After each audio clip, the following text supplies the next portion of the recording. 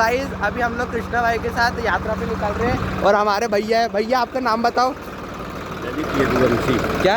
ललित यदुवंशी। तो आपने नाम सुन लिया होंगे। और अब देखो इनने क्या सीन कर रहे हैं, ठीक है। ट्रैक्टर को डाल दिए ऑटो पायलट मोड पे, अभी तक तुमने देखे नहीं होंगे। और ये ट्रैक्टर के महिंद्रा का है ना, स्वराज का ट्रैक्टर है, ठीक है गाइस। एंड इनने पूरा इसको मतलब ऑटो पायलट पे डाल दिया, खुद ही चल रहा है। ये देखो कुछ भी नहीं है, कुछ ट्रिक वगैरह नहीं है, ऐसे ही चल रहा है। कभी देखे नहीं होंगे आप लोगों ने।